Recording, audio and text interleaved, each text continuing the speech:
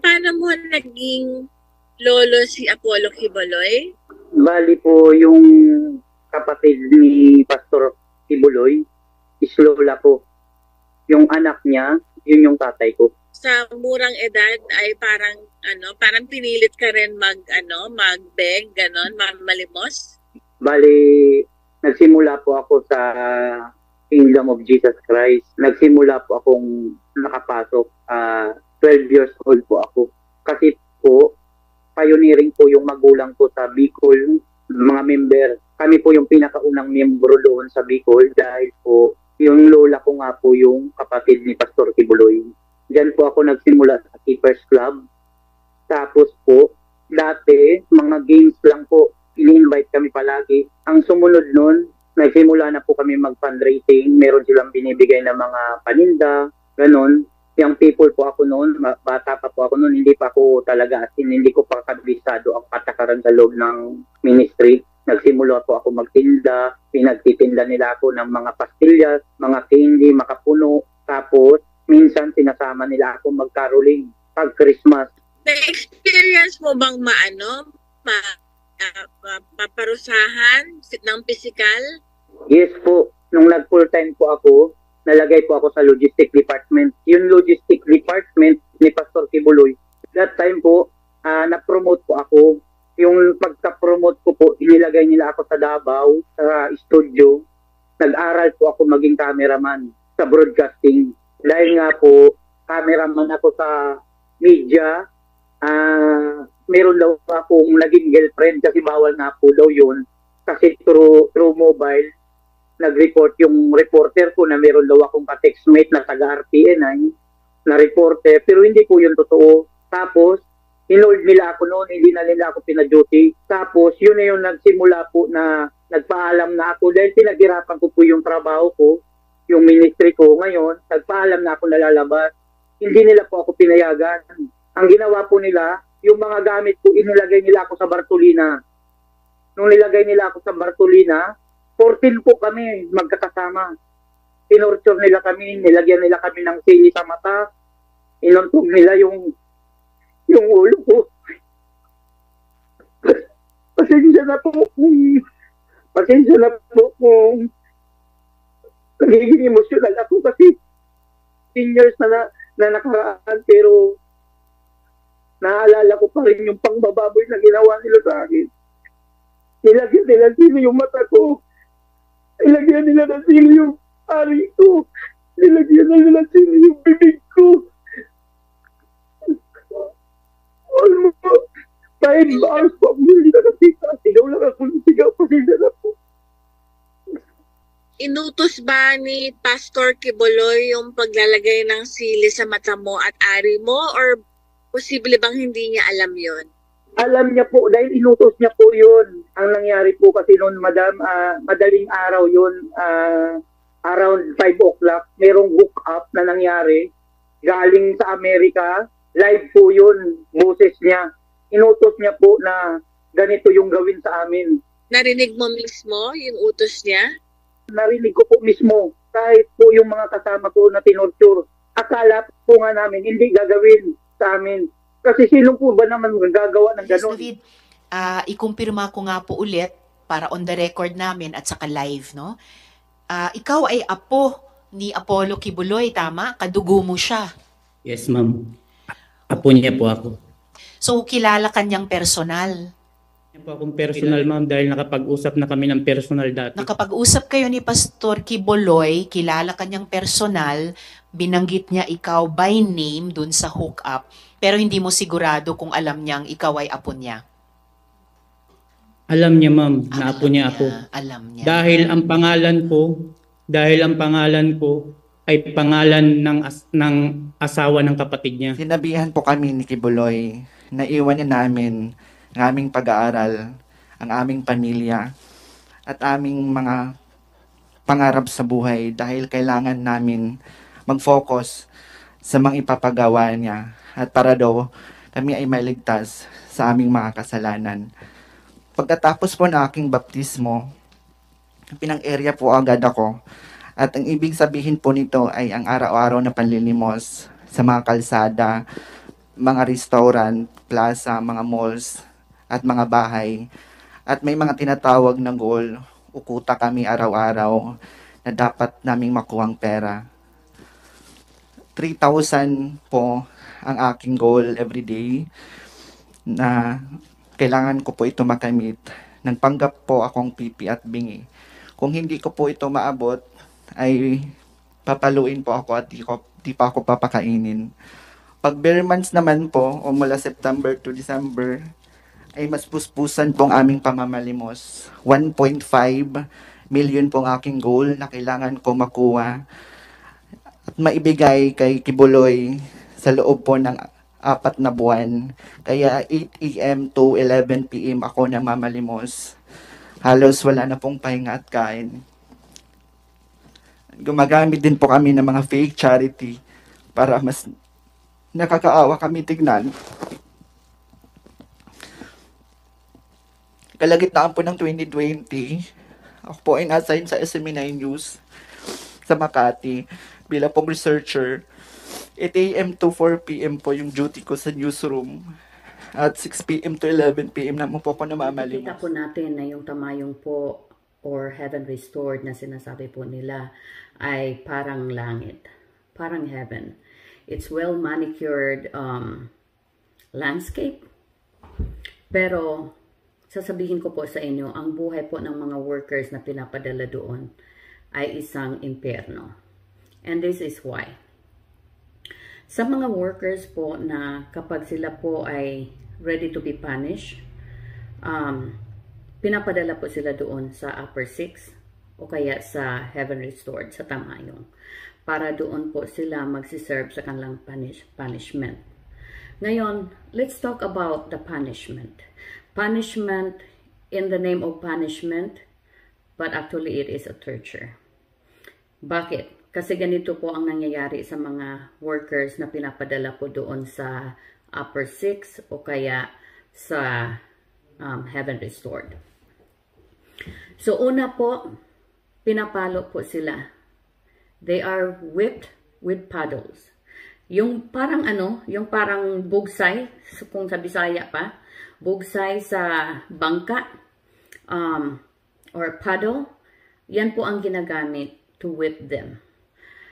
Tsaka yung nagwi-whip po sa kanila now are ministers. They are assigned only to do that. They are so brutal. Alam niyo po kung bakit?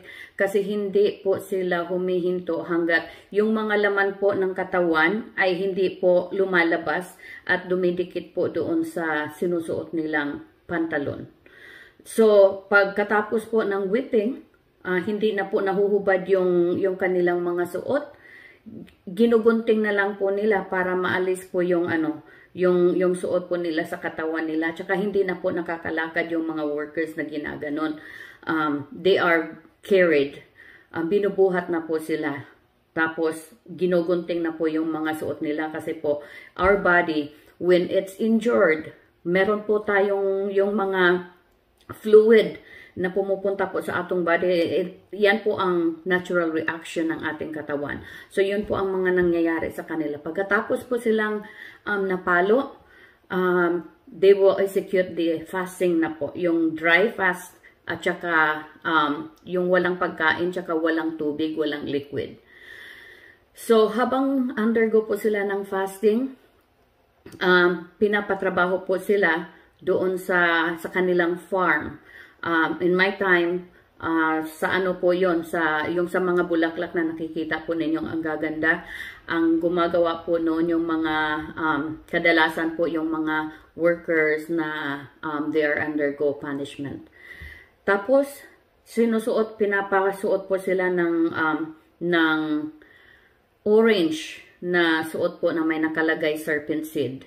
Yan po ang mga suot-suot nila. If you are a female and you are involved with relationship, kinakalbo po kayo pagdating doon. Kalbo kayo, you are whipped, nagpa-fasting kayo, who knows how long, kasi may iba po na it goes all the way to 2 months, 3 months. May break po in between yun. Pero ang duration po ng punishment is so long. Tapos, yung panligo po nila na tubig is ice cold water. Tsaka yung ano po, yung hinihigaan po nila ay parang ano, yung nakahiga po sila sa semento, tsaka yung ano lang, very thin, tawag nito, parang thin carton. Yun po ang ano nila, ang condition nila. Tapos po, after 3 days, they are being whipped again. Enough for the wound to heal a little bit, but not completely healed. Pinapalo po sila agad. Yan po ang totoong buhay ng mga workers na pinapadala po doon sa Upper 6 o kaya Heaven Restored. Talagang hindi po heaven. Sinasabi po nila na yan po ay extension ng langit. Sa buhay po ng mga workers na pinapadala po doon, extension po yan ng impyerno. Kasi impyerno po ang buhay ng mga workers na pinapadala doon. Now, let me talk about my friend. Very close friend. She's like a sister to me. Magkasabay po kaming nag-worker. Magkasabay po kaming nag-full-time noong 1992. Siya po ay na-assign doon sa Tamayong. She wasn't punished. Meron kasing restaurant ang Tamayong na, o yung Upper 6. Meron na pong restaurant doon. Doon po siya na-assign. And she was bleeding for few weeks po. They were ignored. Wala po, hindi po sila dinala sa sa doktor para matingnan until she collapsed. And she reached out to me. Pinadalhan ko po siya ng pera. I have all the proof of the money I sent to her. Pinadalhan ko po siya ng pera para po she can seek the doctor. So, nung pumunta na po siya sa doktor, ang sabi po sa kanya, meron po siyang stage 3 ovarian cancer. Nung bumalik po siya sa Tamayong or sa Upper 6 po or sa Heaven Restored, ang sabi po sa kanya, hihintayin na lang daw po yung the will of the Father. That means po hahayaan na po siyang mamatay. Without any medication, I understand lahat naman po tayo namamatay. Pero ang ganun po na paraan, 28 years po siya nanilbihan bilang isang worker po ni Kibuloy. Pero hindi po nila kayang maipadala sa ospital ang mga workers na nagkakasakit po doon. Meron, as I speak right now, meron pong mga tao, may mga workers po doon na 4 years na po na may sakit. Humihingi na po sila ng tulong to take them to the doctor, pero hindi po nangyayari yan. Umiiyak na po yung mga matatanda po doon. Ang pinapakita po ni Kibuloy at saka yung SMNI that they are very giving person, they are generous person. That's all propaganda po. And I'm doing this, I'm not making any money, not even a dime. I'm doing this because I care. I care about the people. So madaling salita po, yung kaibigan ko, I was sending her money kahit po sa pagkain niya. Marami po silang nagkasakit doon at nilagay po sila sa isang mobile home. Doon po ang lahat ng mga nagkakasakit. Yung pinapadala ko po sa kanya was intended just for her. Pero ang nangyayari po, my friends share that to everybody. So every time po na nagkaroon po siya ng treatment, kasi I told her to seek for second opinion. Now, when she seek the second opinion po, sabi po ng isang doktor na kayang operahan yung ovary niya, tinanggal po lahat, but she have to undergo for treatment like chemotherapy at saka radiation po. Every time pumupunta po siya sa radiation, pinapadalhan ko po siya ng pera because they don't give them money for their medicine and for the food. So, ang nangyayari po, kapag umuwi po siya, I still have the text with me. Sinasabi po niya lahat kung ano po mga experiences niya hanggang namatay po siya because she can't take it anymore. Hindi po enough yung napapadala ko sa kanyang pera kasi, you know, I also have responsibility here in the US and my family in the Philippines. So, kung ano lang po yung nakayanan kong maipadala sa kanya, she shared it with everyone that lives with her or who lives with her. So, sa madaling salita po, namatay po yung kaibigan ko na worker po ni Kibuloy by the name of Lilibet de los Reyes po. namatay po siya sa sakit. She was in pain when she died kasi walang gamot. Every treatment po niya, umuwi siya, nagbubungkal pa kasi yung gulay, nagtatanim pa po siya ng gulay para may makain lang po. Ganon po ang buhay sa Tamayong o sa Heaven Restored. Pag kayo po ay naipadala doon, either punishment or may sakit po kayo. So ngayon po, let's talk about sa Sauyo Mansion. Alam nyo po, umuwi po ako ng Pilipinas, galing dito sa US. I went back para mag-vacation. I was connected again with the kingdom at that time. So, doon po ako tumuloy sa Sauyo. Nung time na po yun, I think that was early 2010, something like that. Meron pong mga teenagers na they fell in love with, because that's normal, right? 7.4 billion people in the world, they think it's normal to have a relationship when you're single. But in the kingdom po, nilalagyan po nila ng maling kahulugan. So, to make the story short po, itong 4 na lalaki po, they fell in love with a woman. And they went through punishment kasi bawal daw po. 17 years old ang mga ito. 17 years old at 19 years old. Yun po ang bracket ng kanilang edad. Sa punishment po nila, they went through whipping because that's a standard.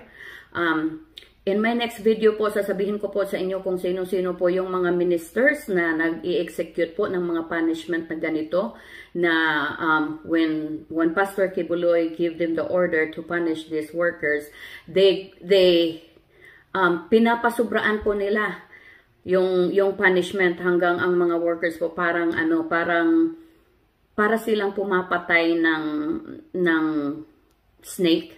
Parang ganun po ang nangyayari.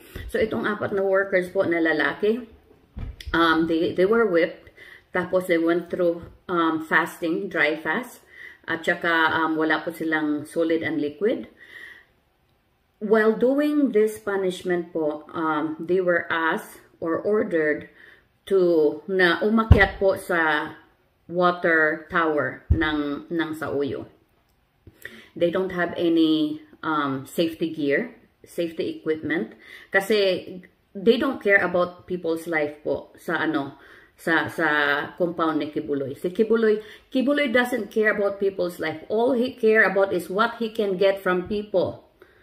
Okay? So I am telling this because this is true. So all he care about is what you can give. That's what he told us. What you can give to the kingdom. Basically what you can give to him. What can you offer? Either you offer your body, you offer your strength, you offer your whole life, you offer every resources you have. So yan po ang importante kay Kibuloy, but he doesn't care about your life, about people's life. So ang nangyari po, itong 4 na teenager po umakyat po sa water tower. Alam niyo naman po kung gaano kainit dyan sa Pilipinas. Ang water tower is a very hot kasi metal yan eh. So habang nagpipintura po sila sa taas, nahilo po, nahulog, bumagsak po sila, yung katawan po nila durog, patay silang lahat. I don't know kung yung family nila ay alam kung ano po ang nangyari sa mga batang ito, but ganon po ang nangyari sa kanila. At ang sabi po ng mga workers doon, habang nandoon po ako, sabi nila, gitugyan daw sa yawa, or God permitted this to happen because they have devil in them. So ganon po ang mentality nila, ganon po sila. They are worse than you can imagine. Ganon po ang pamamaraan ni Kibuloy. Hindi po kayo, kung kayo po ipapasok doon, that's a dead end. Kasi meron po silang, to me, it's like they have an empty hole. Na kahit ano po ang gawin yung pagpapatunay sa paglilingkod ninyo, it's not enough. Okay? So, yan po ang naging sitwasyon. Now, ngayon po, alam ko marami ang mga workers na gustong lumabas. Dumating po sa akin itong information na meron pong nagpapaalam na gustong lumabas, pero they were detained. They are detained illegally. That is illegal. Okay? Wala pong workers na lumabas doon. Bihira kung meron man, very few na lumabas doon, nagpaalam at binigyan po sila at they went out freely. Hindi po ganyan doon. Ang hirap pong makalabas doon kay Kibuloy.